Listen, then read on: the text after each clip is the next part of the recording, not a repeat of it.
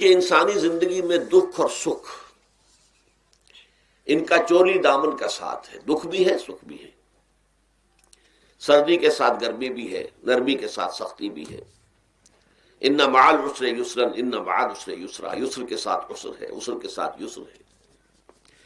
لیکن انسان نفسیاتی طور پر متاثر جو ہوتا ہے زیادہ، وہ تکلیف سے ہوتا ہے، دکھ سے ہوتا ہے.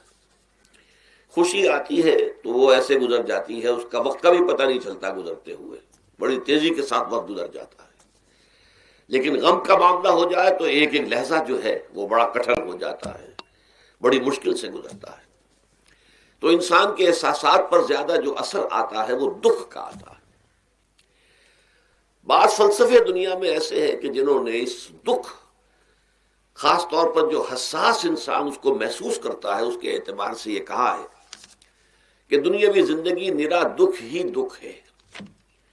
آپ کو معلوم ہے کہ تعداد انسانوں کی بہت بڑی تعداد ہے جو بدھ مت کی پیروکار ہے، اور بدھ مت کا کلمہ طیبہ یہ ہے، یعنی یہ ان کا اصل الاصول ہے. جیسے ہمارے دین کا اصل الاصول ہے لا الہ الا اللہ محمد رسول اللہ، کلمہ طیبہ. ان کا جو کلمہ طیبہ ہے وہ یہ سروم دکھم، سب دکھ ہی دکھ ہے، سب مصیبت ہی مصیبت ہے. انسانی زندگی جو ہے وہ تو صرف دکھوں سے اور تکلیفوں سے عبارت ہے. اسی کو غالب نے بھی کہا ہے، آپ نے یہ شعر بھی غالب کا میں نے بہت سے دروس میں سنا ہوگا کہ قید حیات و بند غم اصل میں دونوں ایک ہیں.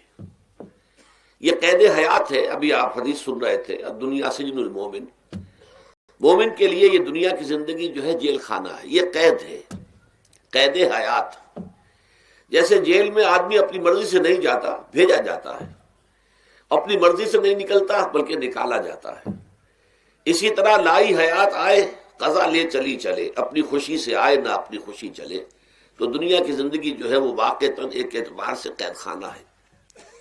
قید حیات و بند غم اصل میں دونوں ایک ہیں.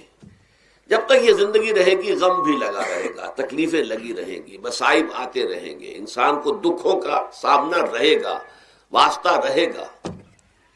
موت سے پہلے آدمی غم سے نجات پائے کیوں؟